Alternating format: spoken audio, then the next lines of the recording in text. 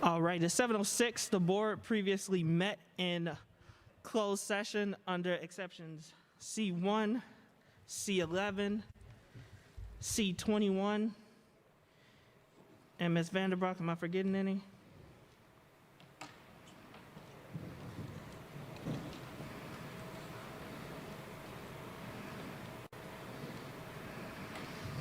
I don't have the agenda. Oh. There you go. Or for a closed session. Oh.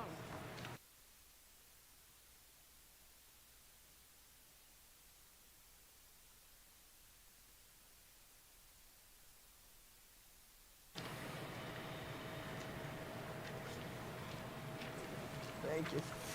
Sorry, just for clarity, the board previously met at 6 p.m. in closed session under exception C1, C2, C11, and C21. I would like a roll call, please. I'd like to call to order the March 30th, 2021 Waukegan Public School Board of Education meeting. If I can have a roll call, please. Mr. Riddle? Yes. Mr. McBride? Yes. Ms. Hannah? Yes. Ms. Calhoun Wozniak? Yes. Ms. Leguizamo? Yes. Mr. Castellanos? Yes. Mr. Ewing? Yes. I would like a motion to resume open session. Make a motion that we resume open session. Mr. Riddle, I second that. Roll call vote, please. Mr. Riddle? Yes. Mr. McBride? Yes. Ms. Hannah? Yes. Ms. Calhoun Wozniak? Yes. Ms. Leguizamo? Yes. Mr. Castellanos? Yes. Mr. Ewing? Yes. All right, we are now in open session. We'll ask Mr. Riddle, if you'd be so kind as to lead us in the Pledge of Allegiance. I pledge allegiance to the flag of the United States of America and to the republic for which it stands, one nation, under God, indivisible, with liberty and justice for all.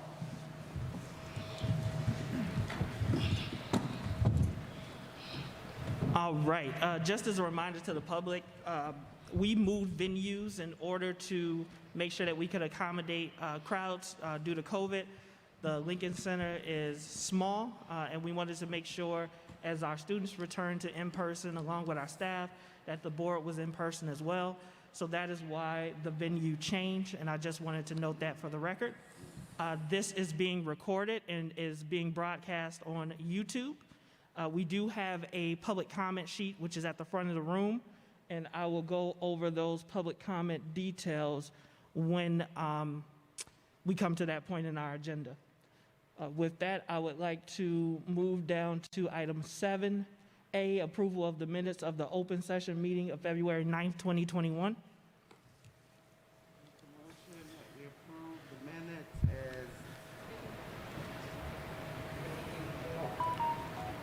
I make a motion that we approve the minutes as presented.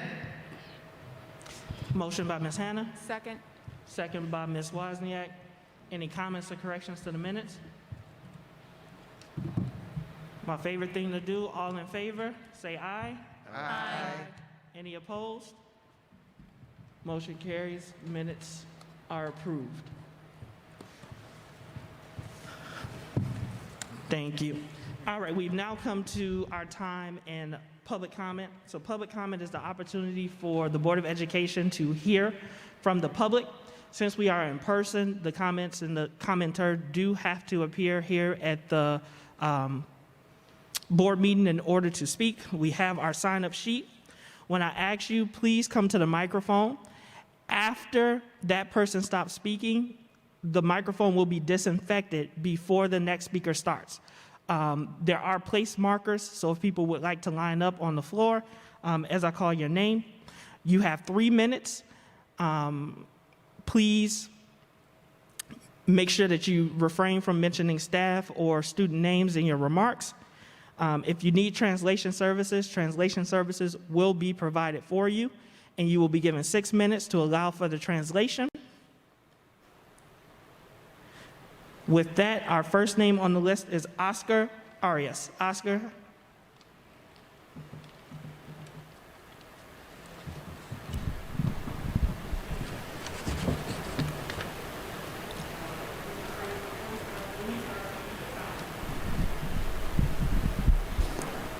Good evening.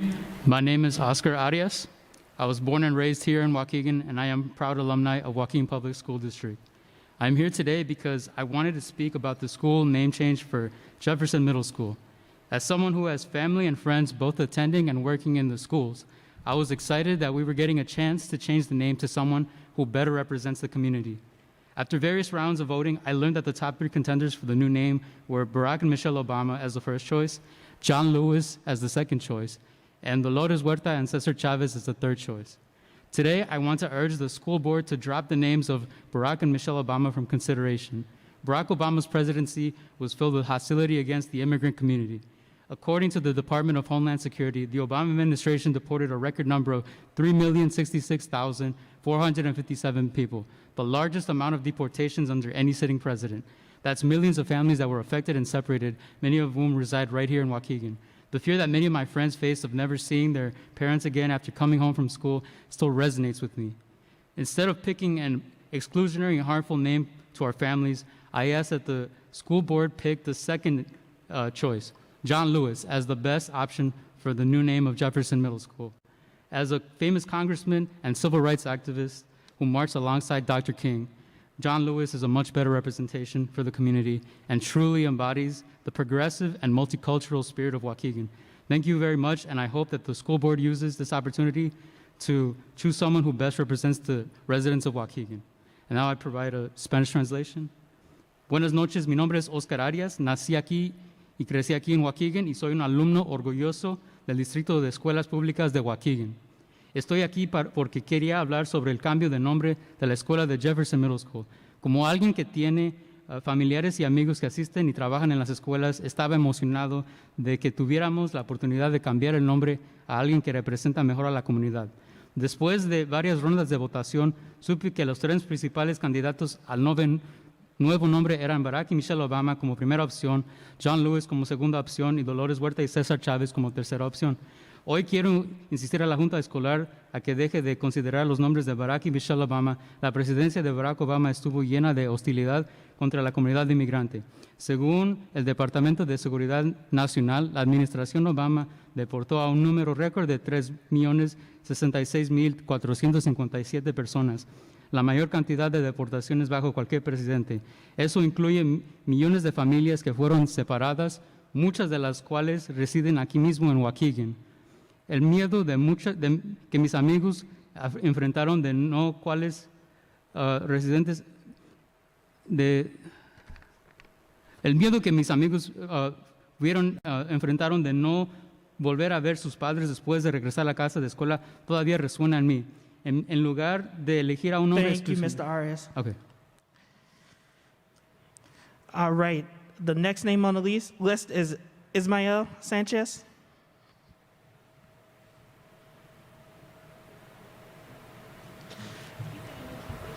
Okay, if we can get 6 minutes on the clock, please, and if you guys would please back away from the microphone. Just a reminder, we want it to be sanitized. If you would please back away. Thank you.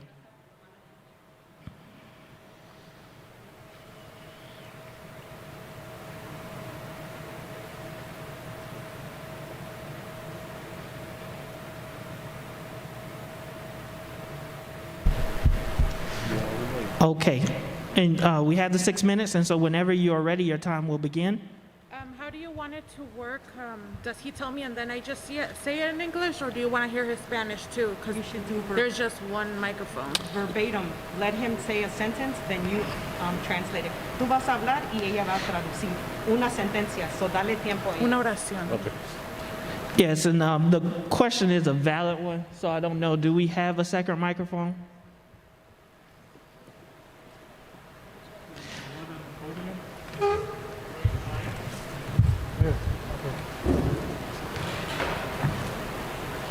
Mr. Castellanos, same thing. Mr. Alajakis is going to bring one. And I do thank the public. We are adjusting to life in COVID as everyone else is, and we do want to take safety seriously. So our translator is going to use our own microphone, and the speaker will use the one for public comment. Whenever you're ready, your time will begin.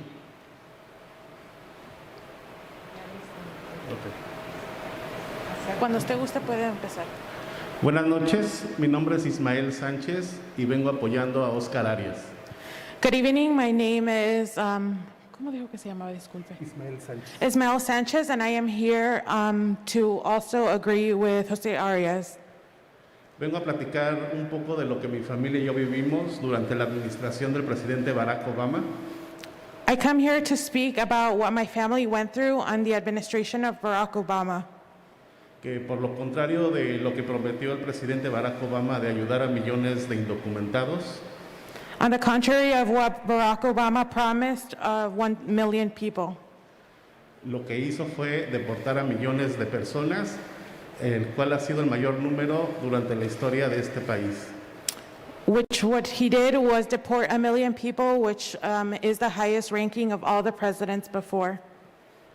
Lo que vivimos mi familia y yo empezó en el año de 2015, cuando yo trabajaba en una empacadora de carne. What me and my family encountered was in 2015 when I worked in a meat packaging company. Y una redada de migración llegó y al igual que otras personas fui arrestado por el delito de trabajar y llevar sustento a mi casa. And there was an ICE raid where a lot of people were detained, and I was just working to bring food and supplies for my family. Muchas familias fueron separadas, muchos compañeros fueron deportados y muchos otros seguimos luchando desde hace 6 años por el derecho de nuestros hijos de seguir con sus padres. Many families were separated, a lot of them were taken back, and some of us are still here 6 months later, still fighting for our families and for a better future. El día de hoy yo decidí venir a apoyar a Oscar porque esto no es un cuento, es una realidad que se está viviendo. Today I am here to support Oscar because this is not something to play with or a fantasy, it's something that it's real. Y es una realidad que no nada más vive mi familia, viven muchos millones de indocumentados y que estamos luchando día a día por los derechos de los niños. And it's a reality that it's not only mine, but everybody else's, that we come here to fight every day for our children. Eso es todo, gracias. That would be all. Thank you. Thank you. And if we can get the mic sanitized, and then the next speaker will be Donna Handy.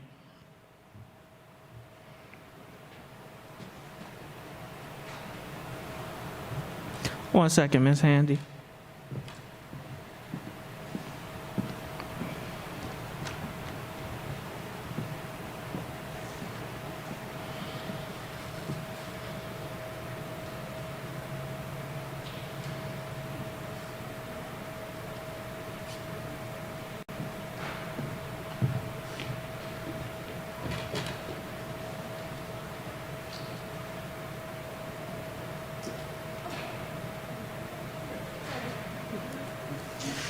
All right, Ms. Handy, whenever you're ready, your time will start.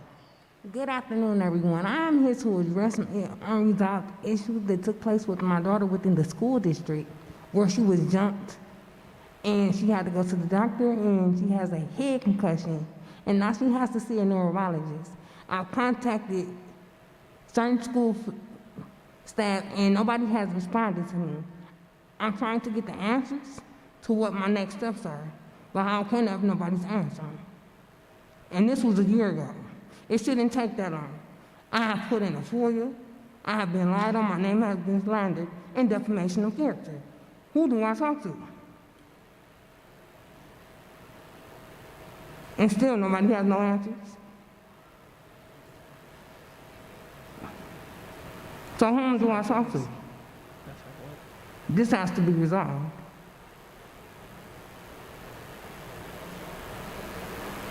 Can somebody give me an answer?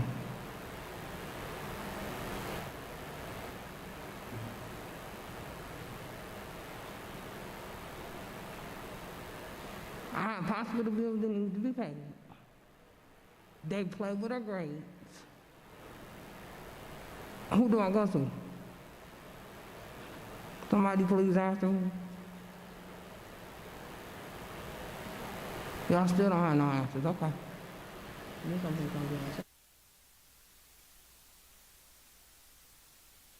you, Ms. Handy. And just a reminder to the public, the board is not ignoring. We do not speak back during the public comment time. So your information has been noted. Ms. Handy has reached out to me, and I'm working on this issue. So thank you. Next name on the list I have is Wygina Briscoe.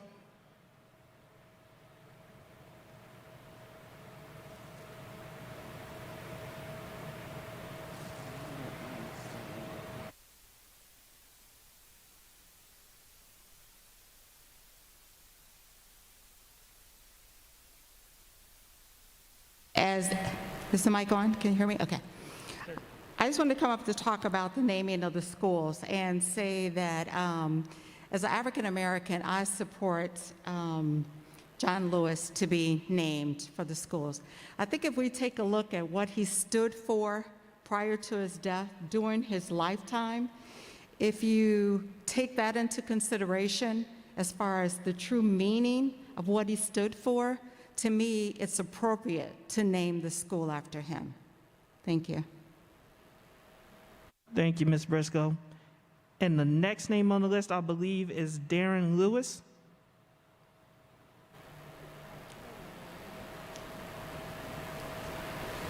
Is there a Lewis? I believe Ms. Massimo is going to check.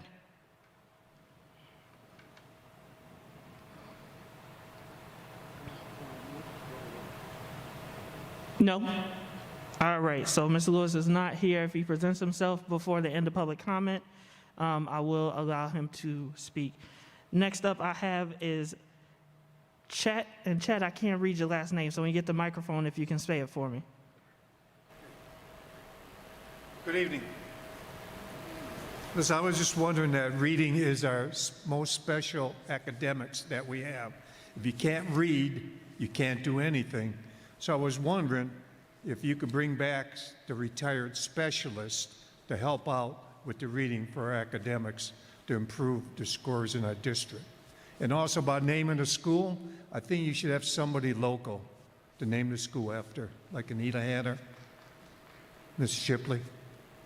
Okay, thanks. Thank you, Chet. And Mr. Lewis never presented himself, so that concludes our public. They got to be here. So that concludes our public comment time. Thank you.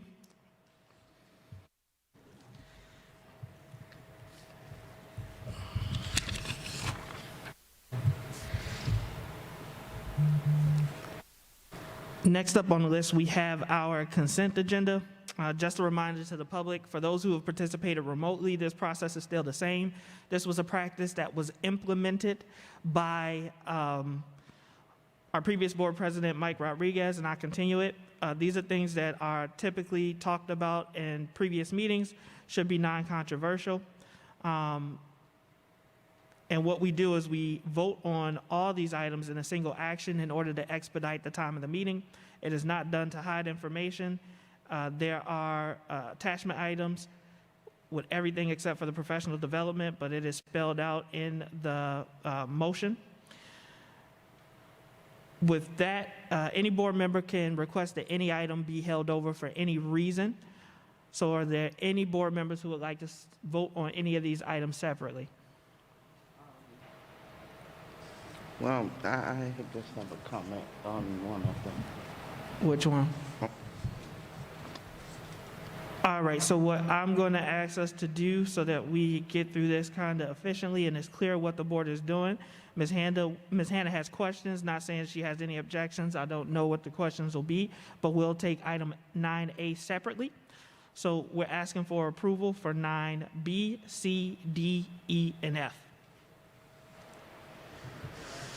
Mr. Riddle, I so move that we approve the consent agenda items B, C, D, E, and F, as so stated. Second. Motion by Mr. Riddle, second by Ms. Leguizamo. Any comments or questions? Roll call vote, please. Yes. Yes. Ms. Hannah? Yes. Ms. Calhoun Wozniak? Yes. Ms. Leguizamo? Yes. Mr. Castellanos? Yes. Mr. Ewing? Yes, consent agenda items 9B through F pass, just to read those. Item 9B, professional development, Lion Magnet staff, Writers Institute, Teachers College at Columbia University. Item 9C, 2021 through 2022, Admentum contract renewal. Item 9D, 2020 through 2021 Parent-Student Handbook Addendum, second reading.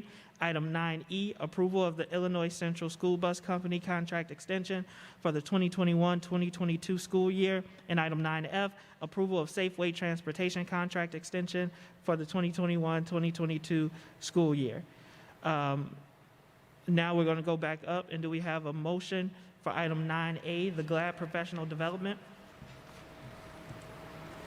Mr. Riddle, I'll make a motion that we approve item A for the development, personal program, professional development. Item 9A, GLAD, has a motion. Second. Second by Ms. Leguizamo. Any comments or questions? Yes, I have some questions. When we were given the presentation regarding this professional development, I started looking at this, and especially with the guided language acquisition, and I am just wondering if Superintendent, you could tell me that about if our current the current curriculum that we have, which is under Ready Gen, how much of Ready Gen has been put into the curriculum mapping. And me personally, I remember 2 years or so ago when we spent that $3 million for Ready Gen.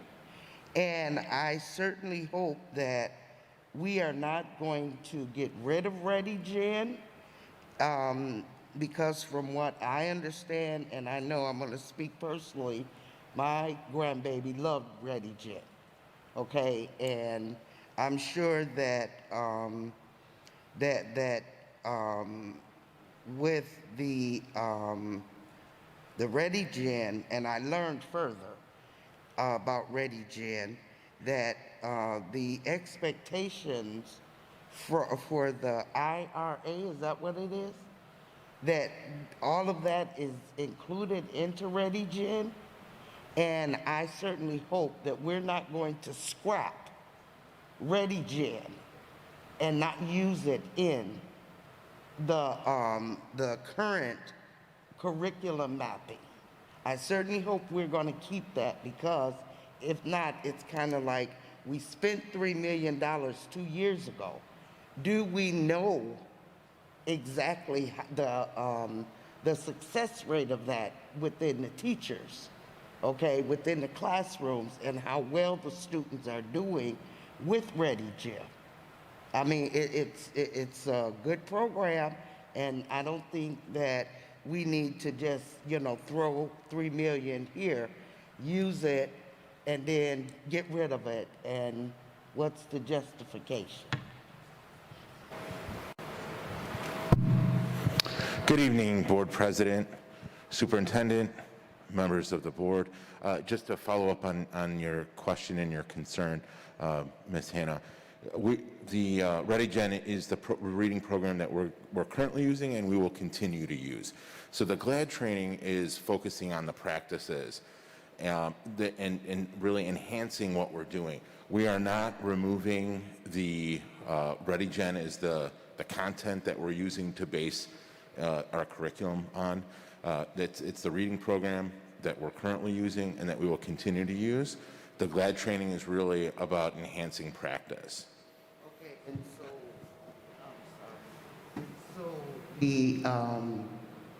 the Ready Gen, yes, is included in the current curriculum mapping, yes, that we had the presentation on. yes, Okay. yes.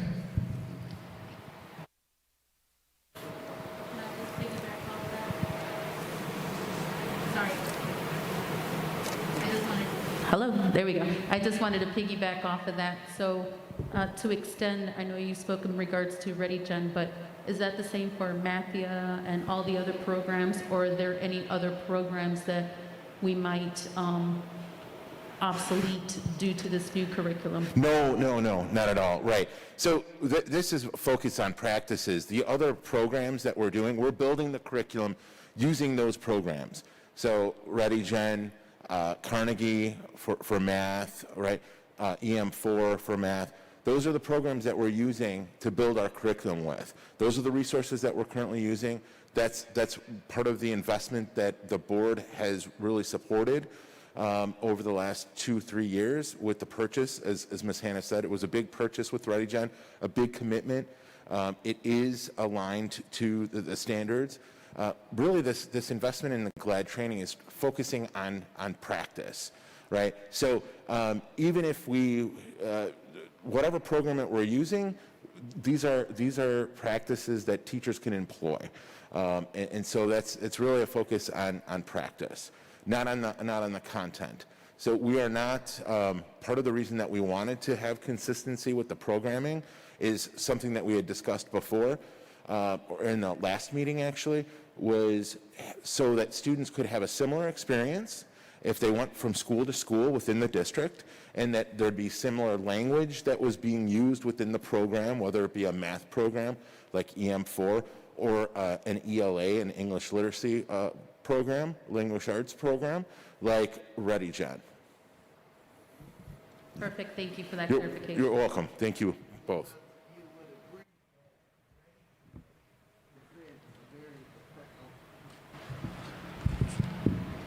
You would agree that ReadyGen is very robust for the students using it. That's that elementary level. It's robust and it has been effective. And I know I can speak personally about that, but I'm sure that that is also with other students as well. And it's unfortunate that at this time we can't find a way to determine the success, you know, from the out of the classroom. So, but that's it. Thank you. No, it's okay. All right, we have a first and a second.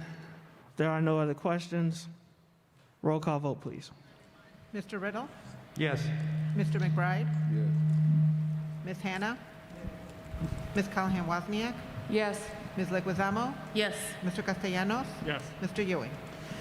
Yes, item approved, motion carries. That was 9A, the GLAD Professional Development. We are now down to purchases and contracts. So we have 10A, the approval of the amendment to the contract for Safeway Transportation Services.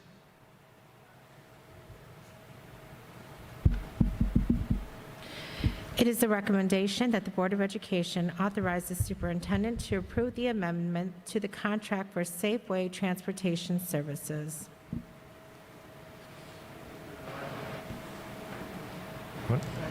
There you go. Mr. Riddle, I so move that we approve this motion as read. Motion by Mr. Riddle. Second. Oh, sorry, yeah, Ms. Hannah seconded. Just a reminder to help our people out. If you want to speak, just raise your hand. Ms. Leguizamo, I see people practicing it, but they don't know which of us is going to speak. And so in order to avoid feedback, they keep the mics muted. So if before you speak, you'll just raise your hand and they will look for you and then they will unmute you. We have a first and a second. Any comments or questions on the motion? Mr. Riddle, I'd like to amend that motion just to have it be subject to review of legal, review the contract to ensure that Safeway Transportation, based on our payment, that they don't receive government payment as well that would give them more than their due, and also that they have kept their transportation staff on during this period for which we're back paying them. So you'd like to amend your motion? I'd like to amend that motion to just have legal review of that contract to make sure that Safeway is not getting extra money based on government funding they might have received during COVID, and that they've kept their staff. That's a motion that Mr. Riddle has. Is there a second? Or Ms. Hannah, do you amend your second? I will amend it, but I also have a comment. Okay, so you'll amend it. So we do have a first and a second for the amendment. Go ahead, Ms. Hannah, what's your comment? Okay, but my question, and I just thought about this, that the item that we are, wait, hold on, I lost it. Give me a second. What we are approving for this service, they are, according to what's here, that they are not getting anything except 72% of what they would normally get, right? And so if they were to apply for money, wouldn't that just equalize to 100% if they went after, what is that, 28%? If they applied for 28%, and then they would be given, or if it is approved, if they did it, I don't know. Right. But, I mean, so I'm not understanding. You say that they wouldn't be able to get any more money. No, my motion is that we'd have legal review to make sure they don't receive excess funding. If they were just to get the 28%, that's fine. But I don't want them to receive 70% funding or whatever from the government and then receive funding from us as well, and they would make more than they should. That's all I'm doing. It's just asking, and I'm sure that's the case. That legal has already, or we've already talked with them. I just want to make sure that doesn't happen somehow in the future, that they get extra funds, maybe more than they anticipated, and then they would make more than 100%. That's all I'm doing, is asking for legal review to make sure that doesn't happen. Mr. McBride? You know, I was listening at the conversation in terms of Safeway, in terms of them receiving funds from the government.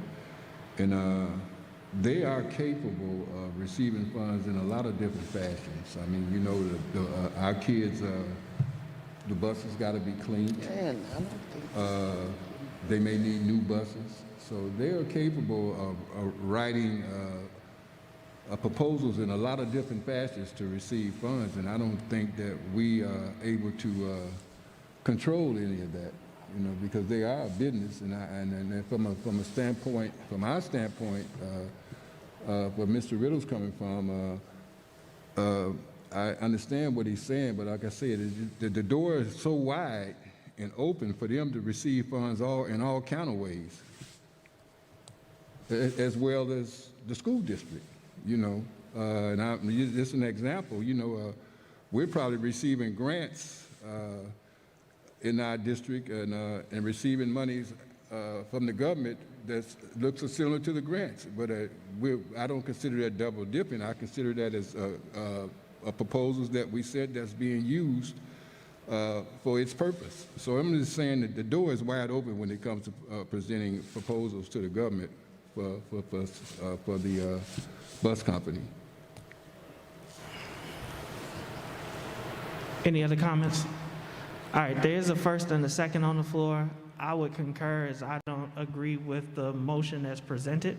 I think that it limits, unfairly limits a private-owned business as far as what they can and cannot seek. So I do support the approval of the amendment to the contract for Safeway Transportation Services, but I can't support the motion as amended. And can I withdraw my second? That's what you want to do? Yeah, and I can't support it either. And so at this point, I'm going to withdraw my second. So Mr. Riddle has a motion, amended motion on the floor. Is there someone who will second Mr. Riddle's motion? We'll just have to put that up for vote, right? I mean, No, there's not a second right now. So right now, what we are doing is taking a motion to vote on the motion as amended.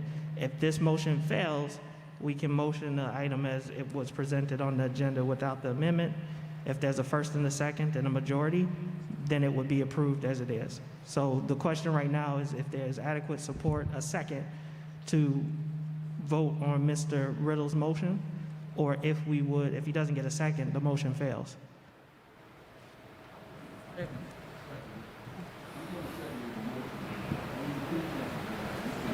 Can't hear.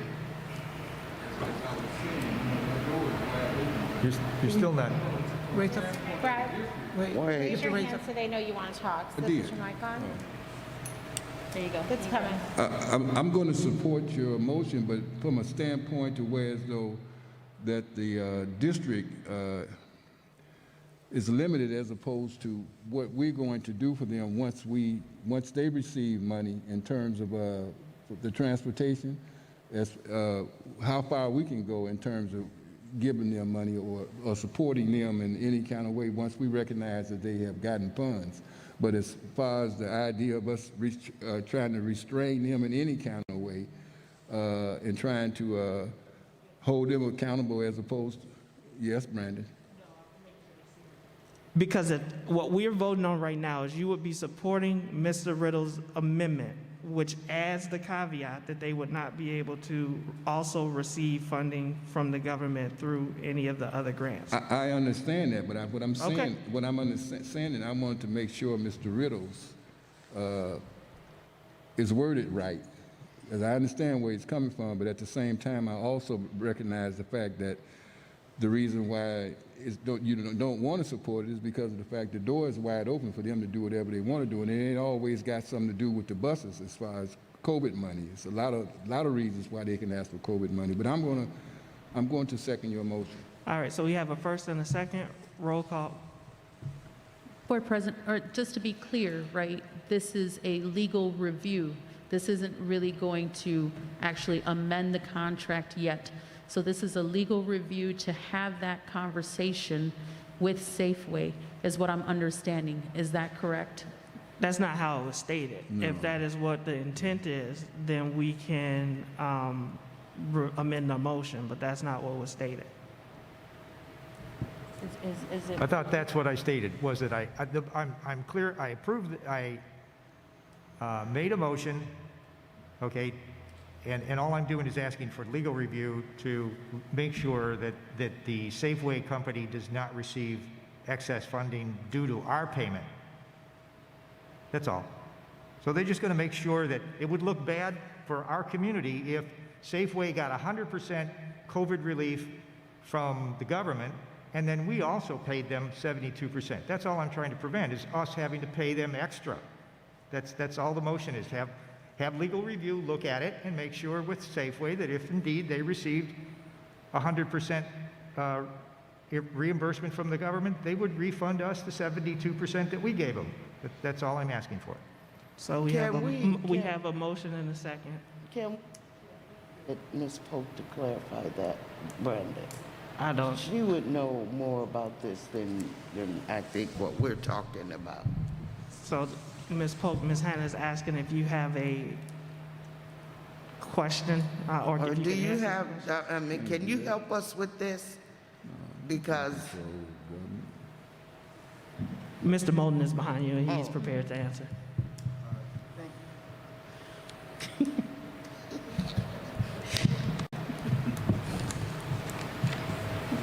All right, thank you. Can't hear you.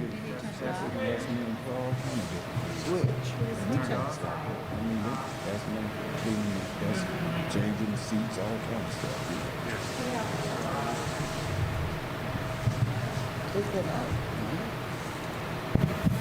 Okay, thank you. So good evening, everyone, board members, community colleagues. So this amendment to the Safeway contract is in order to provide 72% at a prorated amount of their original contract for the 2020-2021 school year, retroactive to the time of COVID.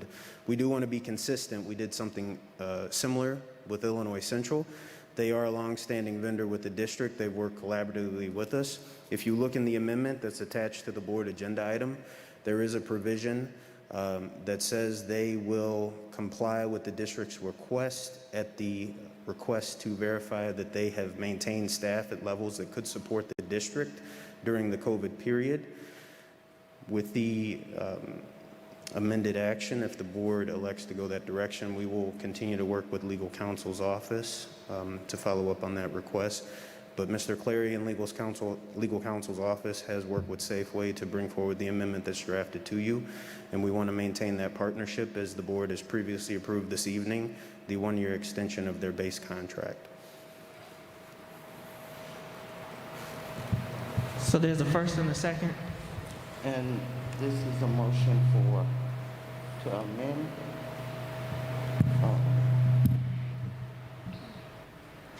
Yeah, my stance is, especially given the information that Mr. Moulton presented, that there's already language in there to verify. So, but we have a first by Mr. Riddle, a second by Mr. McBride.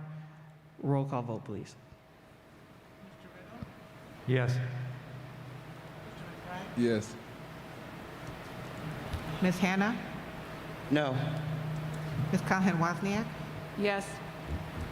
Ms. Leguizamo? Yes. Mr. Castellanos? Yes. Mr. Ewing? No. Item approved as amended. Motion carries. All right, we got item 11A, personnel for 3/30/21.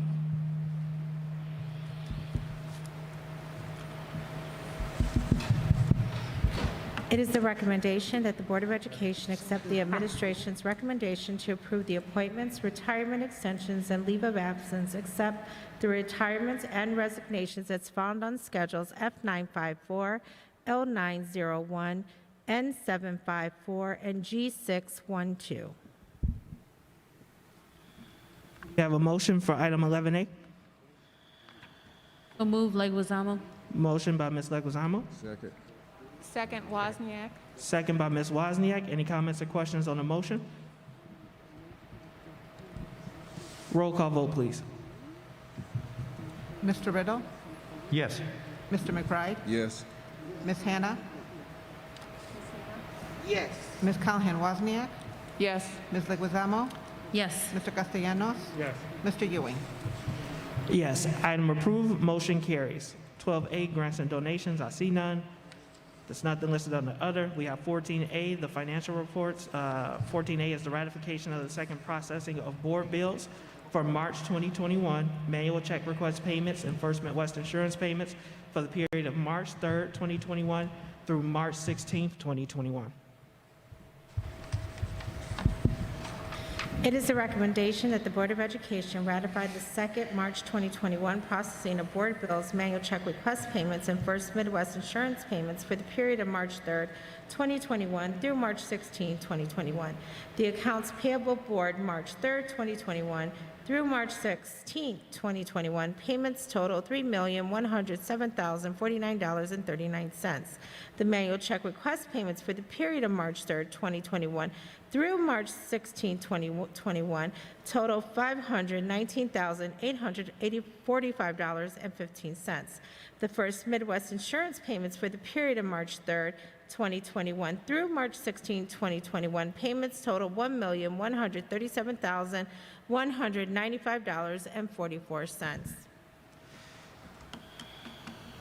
So move, Leguizamo, with the exception of approving a particular item on this agenda.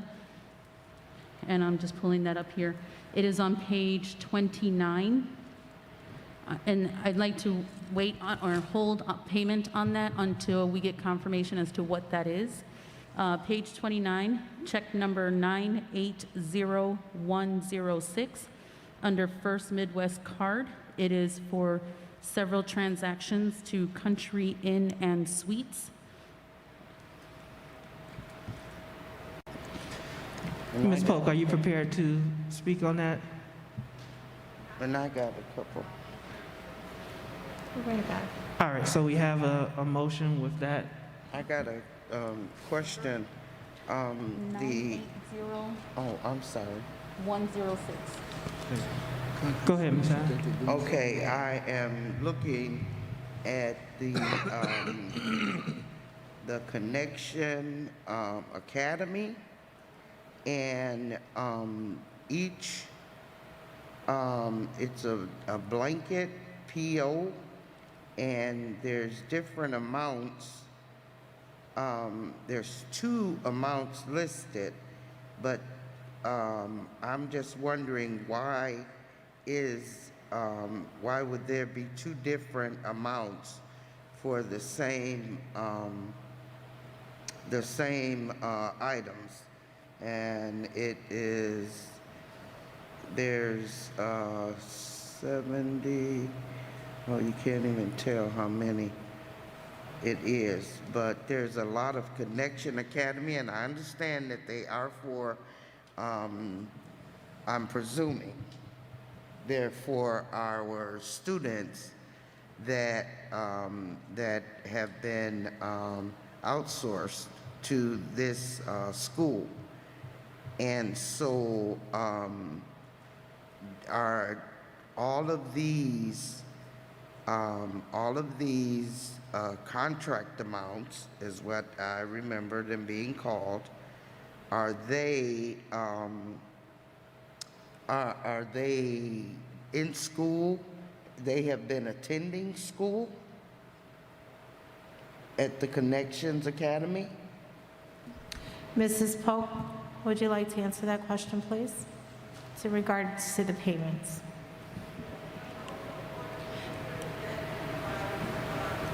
Mrs. Polk, I'm sorry, we'll wait for you to come down just so that the audience can hear the response. And with the ventilation up here, it's pretty hard to hear everyone.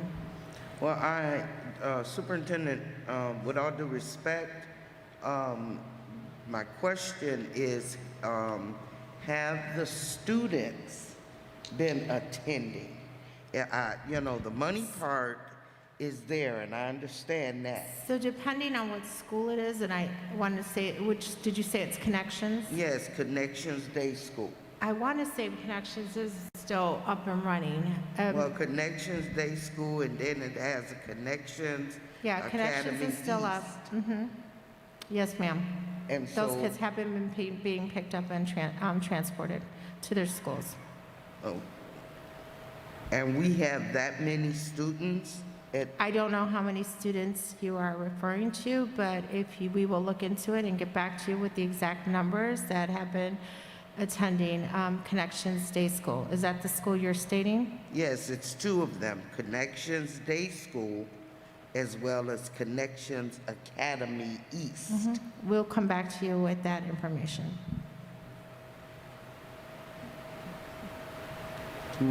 So we have a motion to approve with the exception of one item that Ms. Leguizamo, if you will repeat. And that is for a total of $2,956.80 for the record. Check number. Check number 980106. So that is the motion. Do we have a second? 106. For the whole thing? Yes. So we have a Second. first and a second. Second. Any comments or questions on the motion? Yeah. Roll call vote, please. Yeah. Yes. Yes. Yes. Yes. Yes. Yes. Yes. Item approved, motion carries as amended.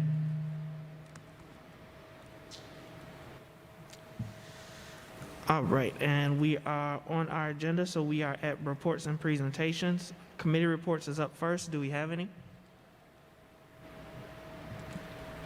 Go ahead, Ms. Leguizamo, whenever you're ready.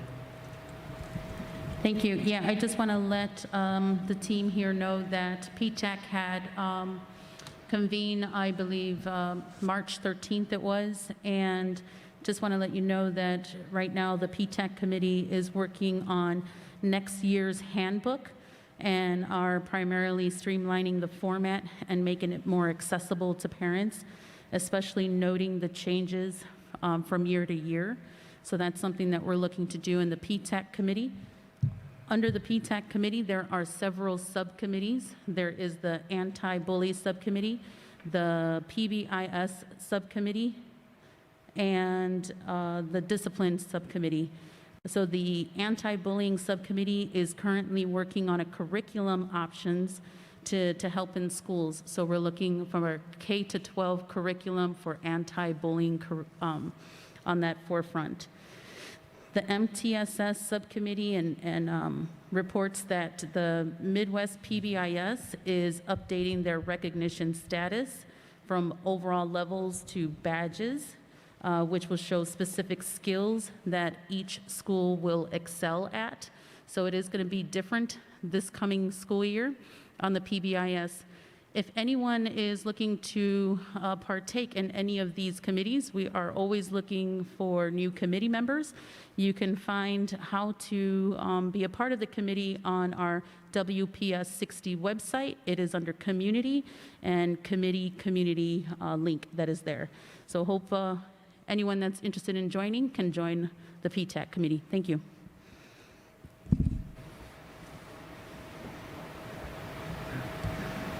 Superintendent,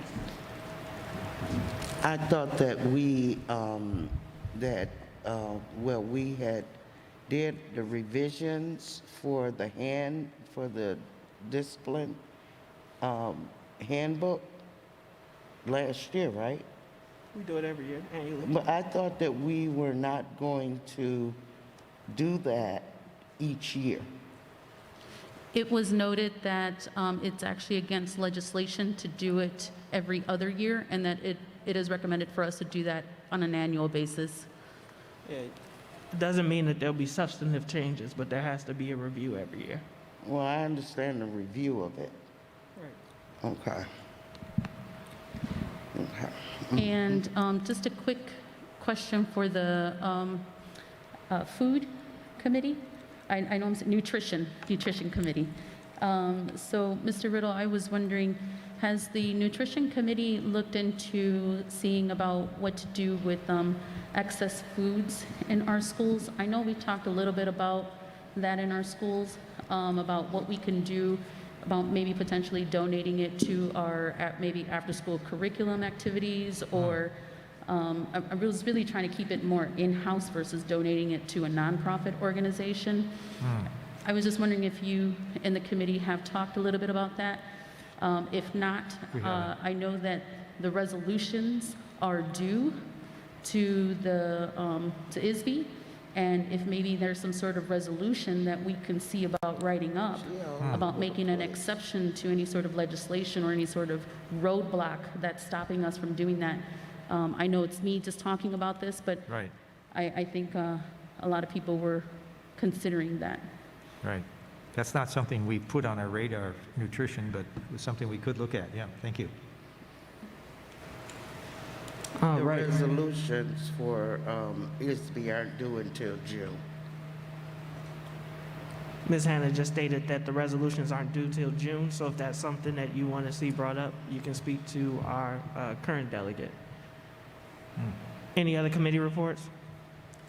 All right, for student board member report, I am going to read from Mr. Usani. He was notified that the board meetings are happening in person at Brookside campus in the Trapp Auditorium. Unfortunately, he will not be able to make it today and can't say for sure when he will be able to come in the future due to the safety concerns that he has. He wants to get vaccinated, so I'll read it verbatim from this point. Hopefully, if I do get vaccinated soon, then I will attend in person. As for today specifically, this is what I have to report. Thank you to Mr. Alajakis, Ms. Placencia, and the rest of the staff in answering my questions in the last board meeting. They really helped a lot. One project that I'm working on is a mental health checkup project where teachers are able to check up with students through a form stating personal problems or even school problems, which would be kept confidential between teacher and student. This is so the teacher can work with the student in order to figure out a plan academically if necessary.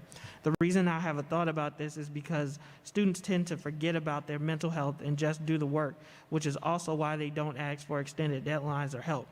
This form will help the teacher-student relationship and help the students academically and mentally. These are the details I have right now, but I am still thinking about the specifics and how exactly this would work. I would also love to hear opinions from the board and community.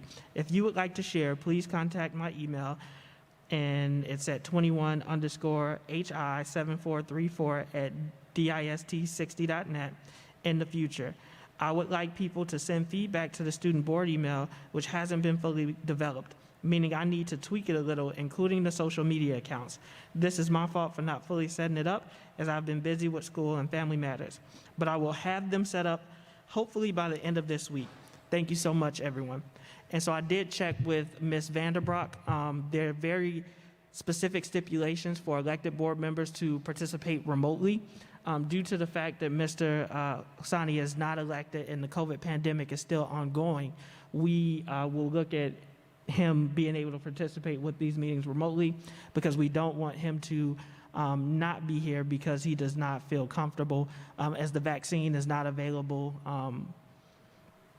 across the board. Yeah, I think it is now for 16 and up, but we would want to make sure that our student board member is comfortable and able to participate.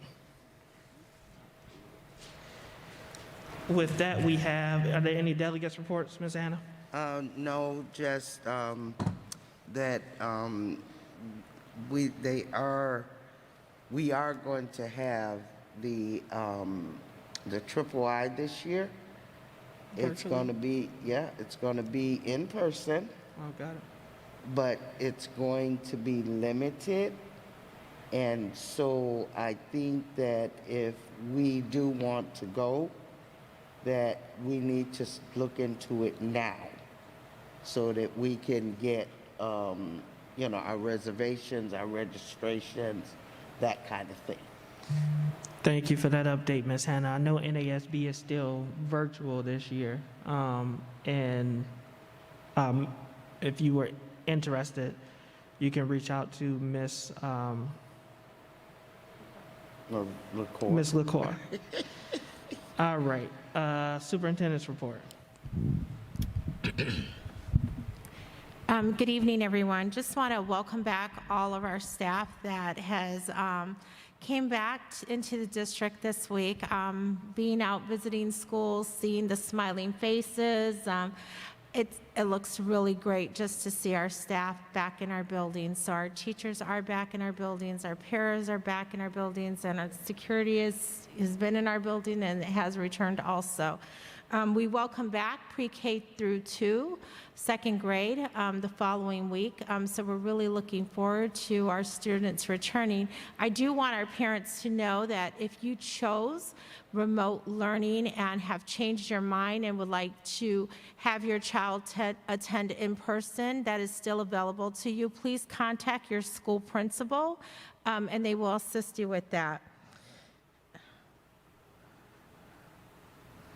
I also want to state that as a result of our district reopening, we are looking at our athletic programs and allowing spectators. More information on that will be coming out later this week. Thank you. All right, so President's report. I too have been able to visit some schools and have been happy to see staff returned. There have been a lot of PD around the reopening and just getting comfortable and used to everything. I hope that the board has all downloaded the Crisis Go app. If you would like to attend or visit any of the schools, that is a requirement for you to come on campus. So just a reminder, you want to have a thermometer, scanner, something that you can take your temperature with at home, and then make sure that you answer the questions. And then when you show up to the buildings, they will be able to scan you in that way. I also want to speak to the renaming just very briefly. We received a lot of public comment. There is no action that is happening tonight. There's also not going to be a board conversation around the renaming. I just want to articulate the process. So the way that the process will work is on our next meeting, when we get to that point in the agenda, we will do it similar to the way that we do our where we choose our leadership, right? So there will be a recommendation. If that name recommendation gets a second, it will be voted on, and first 1 to 4 is the name. So I hope that that is a simple and fair process, and that's what we will do for both schools. That's not tonight. Correct. Yep, just wanted to make sure. So thank you to those who submitted public comment. I want to remind the public, or those who haven't been following, of the process. There were over 400 names for each school 300 names for each school that were submitted. Those names were then narrowed down to 6. That 6 consisted of a mix between local and national figures. Those names were then voted on by that specific school community, right? And those 3 names for both Daniel Webster and Thomas Jefferson are now going to be presented to the board for a decision. So that was the process. I know that there were the committees. Go ahead, Ms. Leguizamo. Just really quick, I just want to understand, so are we, as we're going through and saying the names of recommendation, are we only allowed the top 3 names that was presented to the board, or are we allowed other names outside of the 3? Just wanted Only to the clarify. 3. Yep. So our current policy only allows for 2 choices. We can choose not to change the name. We can select from the 3. We can combine any of the names if we so choose, or we can choose not to move forward with the renaming process at all, right? So those are the only outcomes outlined in our current policy. Thank you for that clarification. Yep. And if I may, the only, the thing that I kind of was a little concerned about was the fact that that more credibility was not given to any of our local figures here in Waukegan that's been long-standing, and I'm excluding myself, but that has been long-standing in Waukegan. And the problem that I realized was that many, God bless all of the committee, people that worked hard, and thanks to Nick Alajakis with his guidance and everything, but there was something lacking, and that was the people. We needed people that were on the committee that had history, the history of Waukegan. And it's over, it's done with, but I'm just saying that is something that we need to look at. No, I think, thank you, Ms. Hannah, because we will.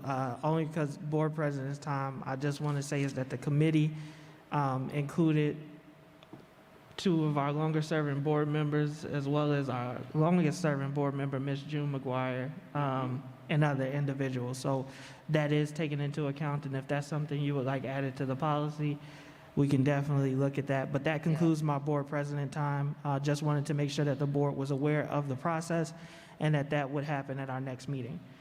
All right, we have 2 items that have been presented for information. So we have item 16A, the EIR grant, purchase of Lego Education Spike Prime sets. There is no action that is needed for that. And we do have a first reading, but I do know that Mr.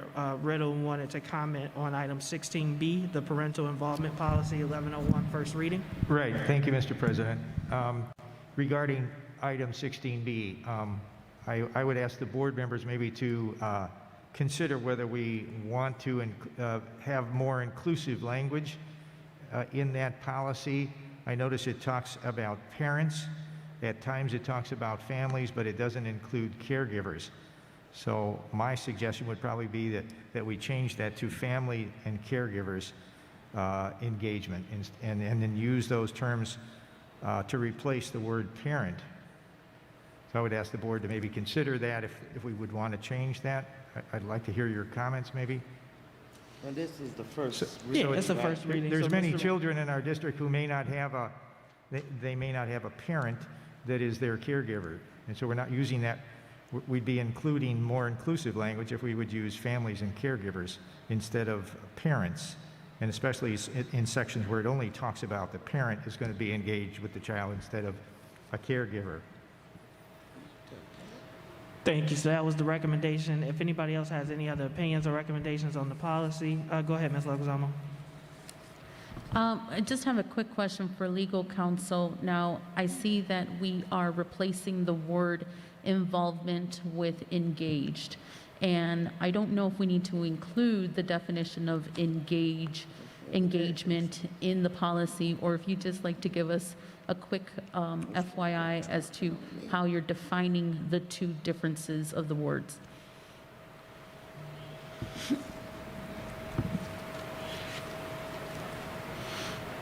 Is that to me? Oh, sorry. Sorry, thank you. Ms. Leguizamo, I'm going to have to get back to you on that. The committee was really, the FACE Advisory Board presented and did a lot of work on this policy. So I will follow up with them and we'll provide that information to you prior to asking you to act on the policy itself. Additionally, I'd just like, in response to Mr. Riddle's question, I'd like to make the board aware in the policies when we use the word parent, by definition, that includes parents and legal guardians. It would include foster parents as well in that definition. We have a policy on policy that defines that. And Mr. Riddle, if there's other concerns, I'll reach out to you to make sure that we understand the scope of your request. Thank you. Thank you for that clarification. What I'm looking at is just trying to also understand the spirit of the policy, especially with the rewording in regards to that. Thank you. Thank you, Ms. Leguizamo. So as mentioned, all suggestions for any changes or tweaks should be sent to me and CC, or should be sent to Kathy, and I should be CC'd. All right, so we are now at old business. Are there any old business items?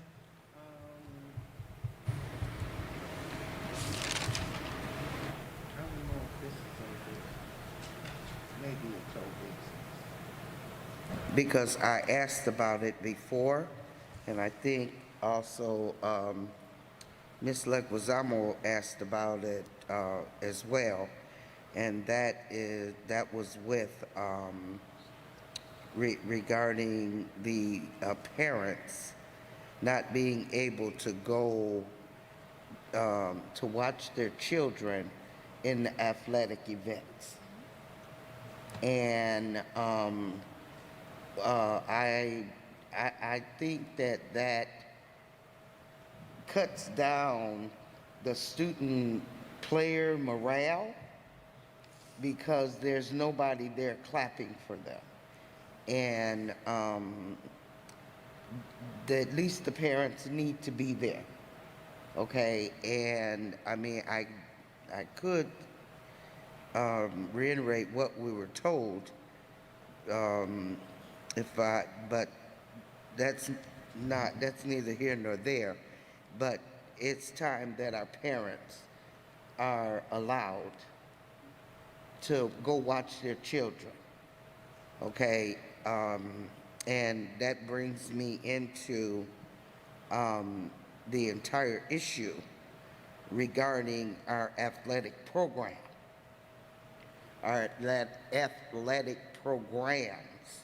Right now, I could not believe when I heard that there were only 8 students 1, 2, 3, 4, 5, 6, 7, 8 students that actually went out to play basketball. That is just unheard of. It's embarrassing, and it should not be. There should be aggressive recruiting for the programs with our kids. I understand that we are in COVID, okay, but even before COVID, there was an issue. But now it's worse, and with the basketball, and then So with Ms. our Hannah, and football. I'm Wait a sorry, minute. I'm gonna let you have the comment. I just want to make sure if it's under old business, so we keep it succinct, or if it's going to more appropriate under new business. I don't know. So Tell me. under old business, we haven't previously discussed it. The superintendent has already said that we will allow spectators. To your second point around looking at When the did, athletic. I didn't hear that. Yeah. So to your second point, during superintendent time. But to Okay. your second point, I think it would be under new business. So are there any old business items that you want to address? Learning loss. I Well- want someone to explain to me the working definition of learning loss, what that actually means. Are you prepared to speak to that, We'll Superintendent? come back and address it during student achievement. We've discussed learning loss. We've talked about the COVID slide. So when we come back during student achievement, we'll talk about our hybrid plan. We'll give an update. We exactly don't know what that is going to look like. The nation doesn't know what that's going to look like with our students being out for a year, having been taught in remote learning and not having a diagnostic test that we have given all our students to do a comparison of when they left prior to the pandemic versus where they are now. So we will come back to the board with that. And I know you mentioned that student achievement, but can we just kind of lump that in with an update to the school reopening plan at our meeting on April 13th? So I apologize, Board President. I really cannot hear back here because there's like the wind, it's like blowing. So I Right, get and an echo. couldn't I hear a apologize. word. I'm trying to listen. That's why I'm leaning over everywhere. Can you hear me now? Is it better? Yeah, that's what I'm leaning in. Yeah, could we move that presentation up and consolidate it with an update on our reopening for our April 13th meeting? Yeah, we can, we'll definitely have something. We will not have a diagnostic. No, of course. And the- Ms. Hannah isn't But asking we for a can talk about what the diagnostic. definition of learning loss is or the COVID, we can definitely do that, yes. Thank COVID you. gap, COVID slide, we can have that. We All can right, Ms. define Hannah. that. Okay, and so we still on new business? We're still on old business, Oh, unless you're done with old business. And if anybody else has any old yeah, business I'm items. done with old business. Ms. Leguizamo? Just really quick in regards to old business, because I had made a mention that I was looking at House Bill 160, and 160 requires for schools to excuse students that are participating in religious fasting from physical education. I just want to give the board a heads up that when I took a look at our board policy, in policy number 6011, which is physical education, excused absences, and repeat courses, we already do this, this action in our school district. So I just wanted to give a heads up and an update to the board in regards to that. Observance of a religious holiday or reliance on religious prohibitions is included in our policies. So I will cross that one off of our list, that I'm looking to make sure that our school district is being progressive and implementing in our school district. So thank you.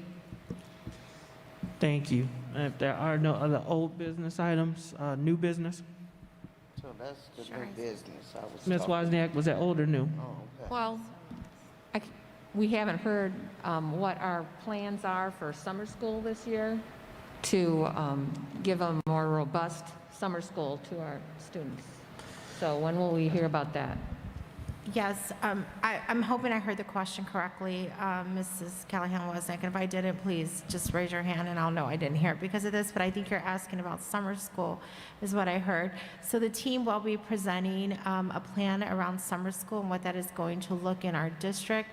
Deputy Cesario, will we be ready for that in April or in May? Right now, our main focus right now is getting our district online and getting all our students back and ensure the safety of our staff and students. But the team is working on it and has been working on it, but when will you be presenting? You could just tell me and I can say it.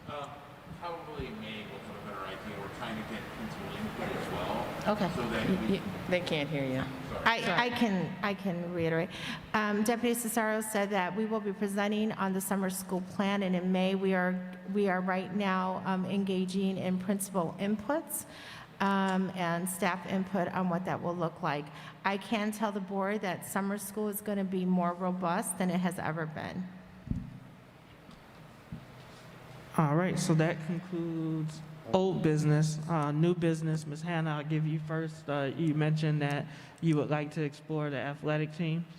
Yes, the athletic programs, because our children, our students, deserve success in their athletic events and participation.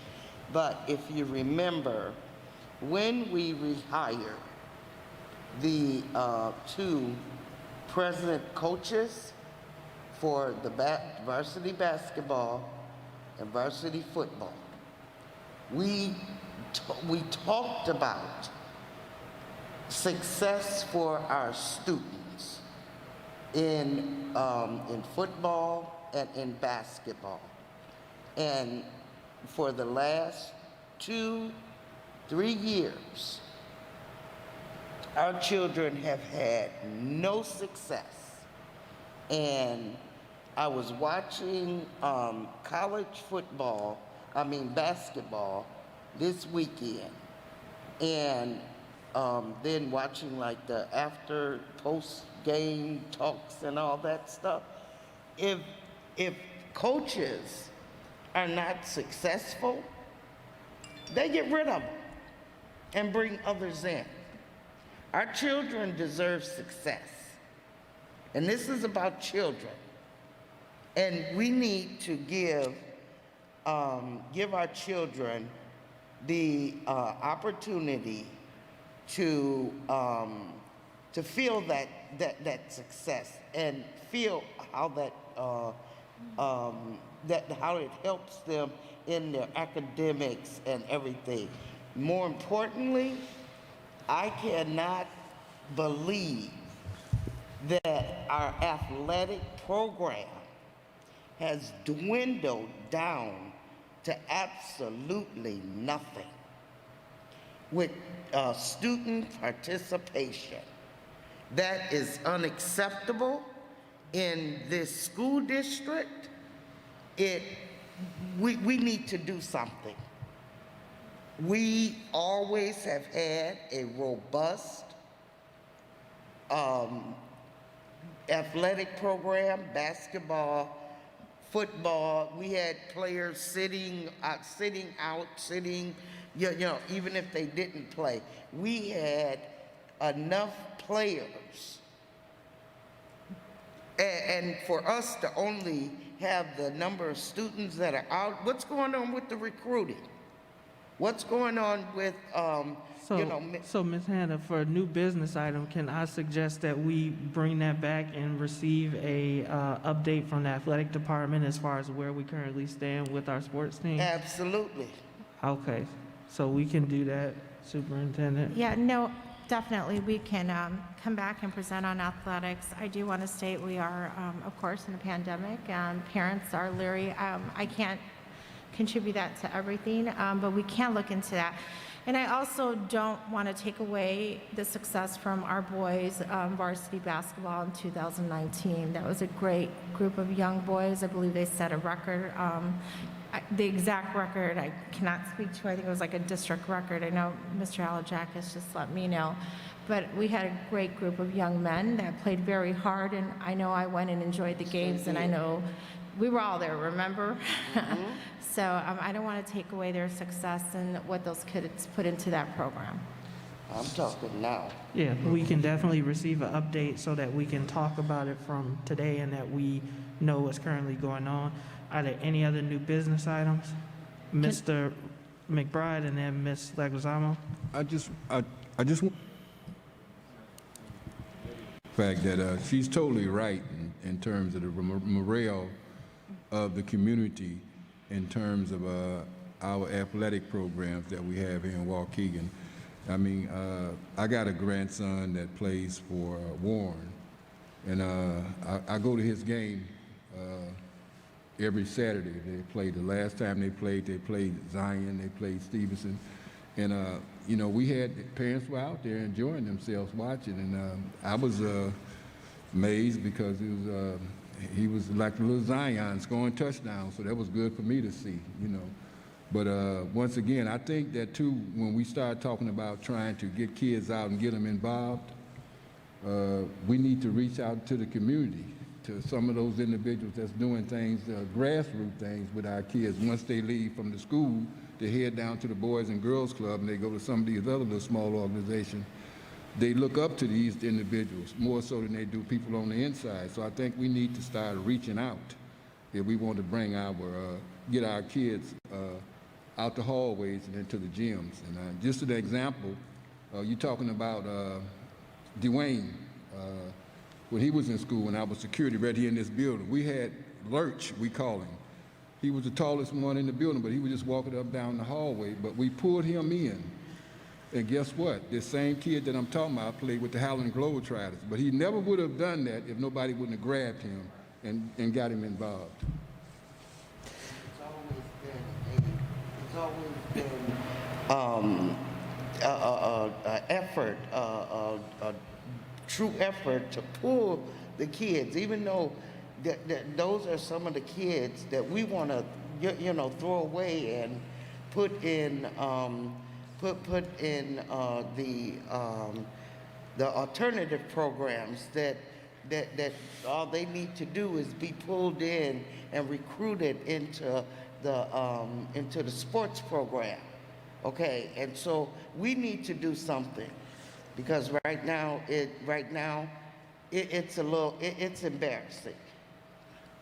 I want to go to new business for Lucy because we still are in new business. So if this is a conversation that the board already is going to have, I say we would, for the sake of the evening, continue to put out a new business topic, if there are any, and then we will be discussing this at an upcoming meeting.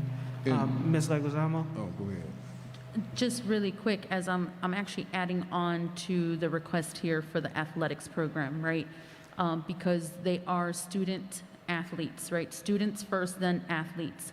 So as we're assessing the athletics program, what I'd like to see added onto there is their academics. I want to see, just because we're not seeing W's at the games or on the court, doesn't mean that we're not seeing W's academically. So I'd like to see that as well as you're presenting that as a wholesome piece of all of this. But for new business, SIPs, school improvement plans, that should be coming up very soon, right? Do we have a date on that? I cannot hear. SIP, SIPs. The school improvement plans? Dr. Nolt, He just stepped out. is Dr. Nolt with us this evening? He just stepped out. Oh, Mrs. Leguizamo, we will send the dates to the Board of Education. It's just really hard to hear right now. I'm sorry. No, that's fine. All right, and I don't know if you captured the academic portion for the athletics program, so just want to reiterate on that, but thank you. Mr. McBride? In my last comment, I'm like Ms. Hannah, I'm passionate about this. Now, I'll speak up sometime. I'll be quiet, but this has a lot to do with academics. Sometimes our kids, just because they can play basketball, wrestle, jump up in the air and move around and be recognized as, that helps them with their self-esteem. And their self-esteem allow them to want to listen to the teachers and learn. Little things like that help, but I think that we need to focus on that a little bit more, because I know a lot of my friends that I went to school, that's what kept them in school, just because of the fact they were trying to get to practice and they had good coaches encouraging them to get good grades. And I think we need to actually have some more conversation about what we're talking about now. As Ms. Hannah said, some of these kids and stuff that we tend to have IEPs on and we shift them out. She was talking about connections and Joseph Academy. I think sometimes sports can keep them here and also help them with their discipline and behavior. So I'm kind of adamant about conversations like this. These are conversations I like to have. So the board already has my commitment. The only thing I want to remind everybody of is before walking out here, everybody wanted to get through the business of the board. So I think this is an important conversation, but it's a matter of when we want to have it. And so I think we'll receive a presentation on where our current sports program stands, and then we will have an opportunity for that conversation. The only comment that I'll make is pre-pandemic, we as a board have invested tons in building our middle school program and our elementary school sports programs, and that is how we are going to help rebuild our athletic program. So I want to commend the work that was happening, and I expect now that we're back in person that we will look at how do we resume that and make it better. So it's a very important conversation. I just want to be respectful of you all's time as you've asked me to do. So we will have this at a future meeting, and not like a year from now or 6 months from now. This will be at our student achievement meeting in April. And could you, Superintendent, please ask about our athletic scholarships and how give us some data on our athletic scholarships. Okay. We'll capture all that. So we'll take all that, we'll come back. I don't want to take away from the coaches that work very hard with our students and give their extra time.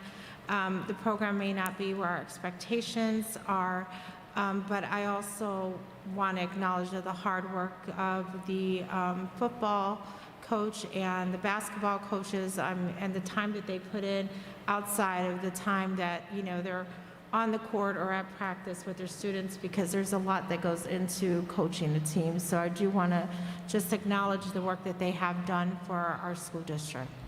Thank you. And so are there any other new business items? Yes, I just got one more, and that is I've been hearing little grumblings about some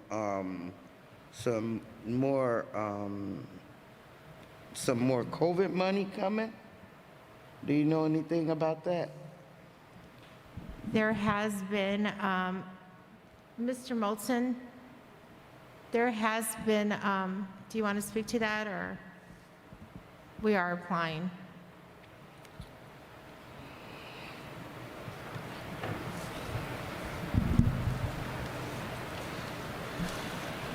And that's how come I need to know, that's why I asked about I need to know about learning loss. Because that's what I'm hearing, that it's coming for. Mrs. Pope, sir? Yes, Board President, Board members, Superintendent, there is a ESSA 3. At present, the state hasn't released allocations. We're looking for that information to come out officially tomorrow or Thursday. But we're looking at approximately $44 million. Say again? $44 million. See, everybody, look, I don't think people heard you. The initial estimate is about $44 million. Wow. Wow. Thank you, Ms. Pope. And to capture Ms. Hannah's main concern, because I don't know if the microphone caught her, but it is, she'd like to see those funds obviously put towards closing the achievement gap and addressing any student concerns based on learning loss. Yes. All right. I'm going to skip number 19 because I think we have talked about it already, some of those future discussion topics. There are no Are there any legal reports? No legal reports. Right, board member time. I'm gonna start at the other end and go this way. So, Mr. Castellanos. Thank you. I just want to thank everyone who was a part of setting up our buildings to welcome staff back. I'm very excited to see a lot of faces. And I also want to thank everyone who spoke tonight. Thank you. Mr. McBride. I guess after sitting here listening at everything that I done took in, I think what captured me most of all is the concept learning loss. And I've been hearing a lot from scholars, just listening to the news, what the philosophy behind that is. And that is that our kids, from an emotional standpoint, because they've been lacking in-person learning and going through a whole lot of changes while they're not in school, outside of school, with their families, understanding what this COVID thing means, and it's being said that it's going to take a lot to play catch up. And in order to play catch up, from my understanding, it's going to take a lot of different fashions to make that happen. And in order to make it happen, it's going to take some finance, some money, such as to bring in individuals with expertise to get into our children's head to get them back to normal again. And those individuals may be some like counselors, so to speak, sociologists, people out of the community, even maybe some prospective board members that's sitting here around us now that have knowledge as opposed to how to reach kids and whatnot.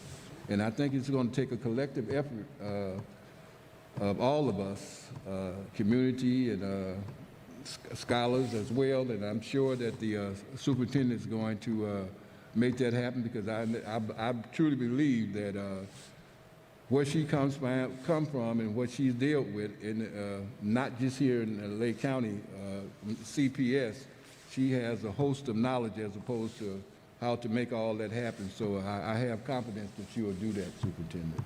Thank you. Thank you, Mr. McBride. Ms. Leguizamo. Thank you, Board President. I would just like to welcome our district employees back into the buildings and hope that these professional development days are helping to iron out some final details.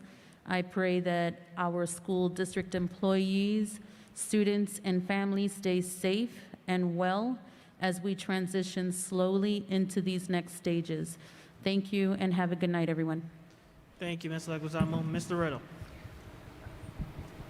Likewise, I would like to thank all of our staff that have planned for this return back to some sense of normalcy, and welcome all of our staff back into our buildings. And I know there's a lot of excitement, but also a lot of anxiety as we prepare for our children to come back into our buildings and have, as other board members have said, a sense of normalcy and a chance to recoup some of the losses that have happened in their learning. But most of all, that it's going to be fun to be back together again. We're going to like seeing each other and doing the things that we would normally do. So welcome back, everyone, and stay safe. And I feel that we have such a wonderful district here, a community that knows how to get together and conquer any problems that we have as we return. So welcome back, everyone. Thank you, Mr. Riddle. Ms. Wozniak. I'm excited to be back at in-person meetings here at our wonderful Trapp Auditorium as well. And I welcome all the teachers and staff back too. Two things. The Waukegan Schools Foundation received 25 applications for our scholarship for this Bulldog Strong year. And after reading them, we have narrowed our selection down, and we will be announcing that, I believe, at the end of April, who the winner will be. So look for that in the news. And I also was very saddened to read about the passing of Chris Calhoun as we were talking about all this basketball. He was a star player in 1975 for the team that went down to the Elite Eight in Champaign. It was very exciting. I know Anita was there, I was there, lots. It was a wonderful, strong basketball career, and love to see him play.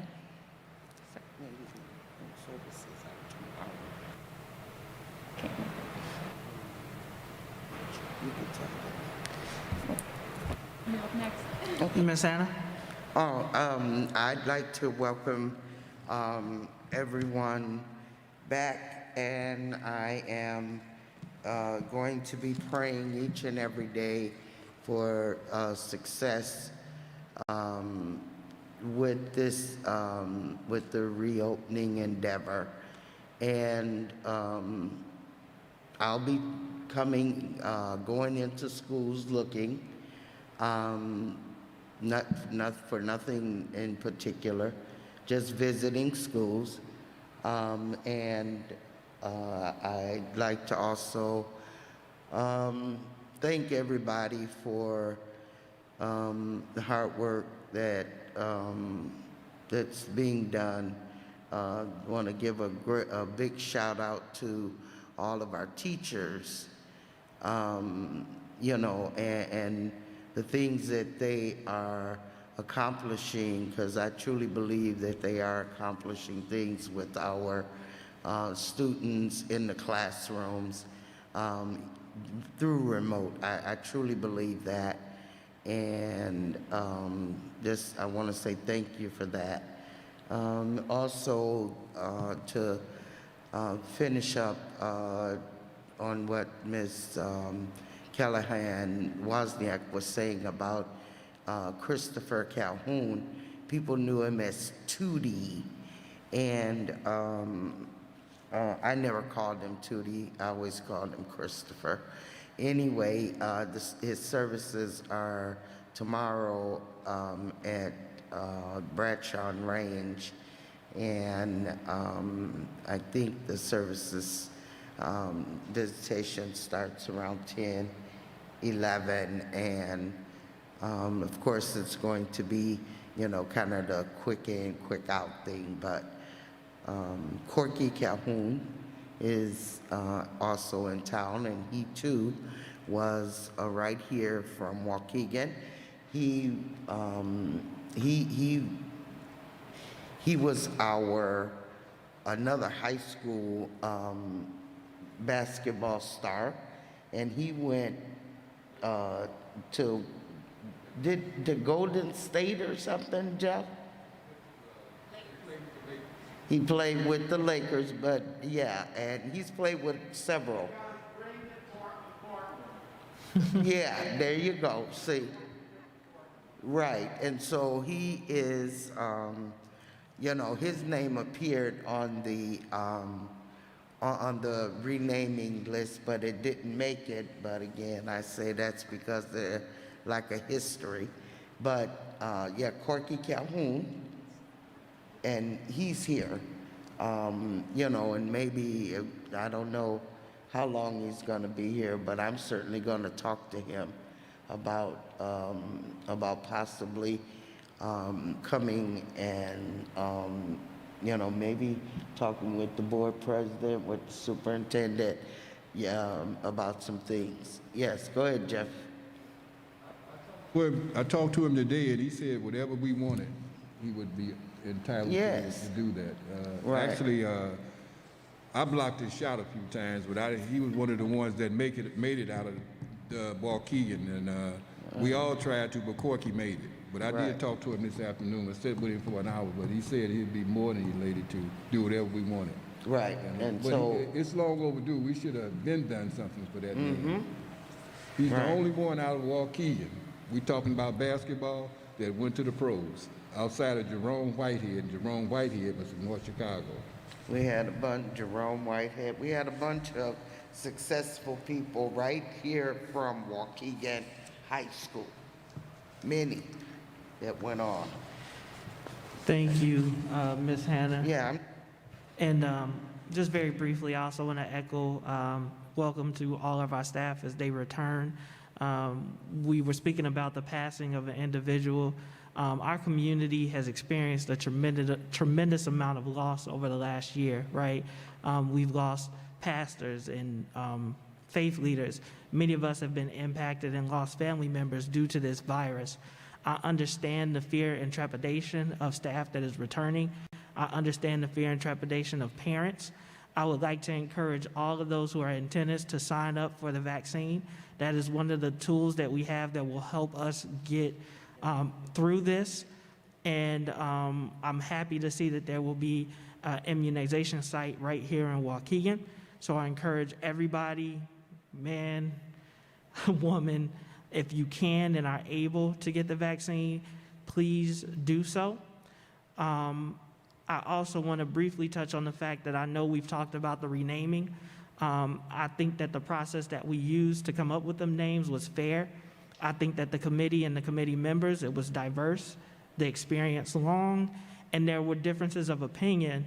But just like you saw this evening, we didn't let our differences of opinion divide us. And as we move forward and we take our vote in a couple weeks and the decision is made, I hope that we keep that in mind too, is that there's a difference of opinion. Not everybody agrees. Not everybody will agree on what the name is. But at the end of the day, we are all Waukeganites. We should all listen to each other. And we shouldn't use this or allow this to divide us, but use it as a learning lesson and allow it to bring us closer and have some of those tough conversations. So with that said, thank you all for coming out this evening. I'd like to thank the high school staff and for the beautiful T-shirts.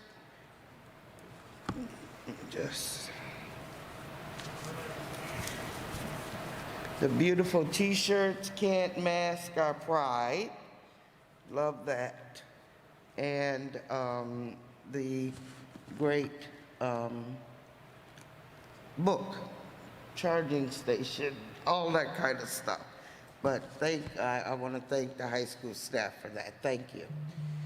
Thank you, Ms. Hannah. With that, I'd like a motion to adjourn. Motion by Mr. McBride. Second. Second by Ms. Leguizamo. All in favor? Aye. Any opposed? Meeting adjourned. Thank you.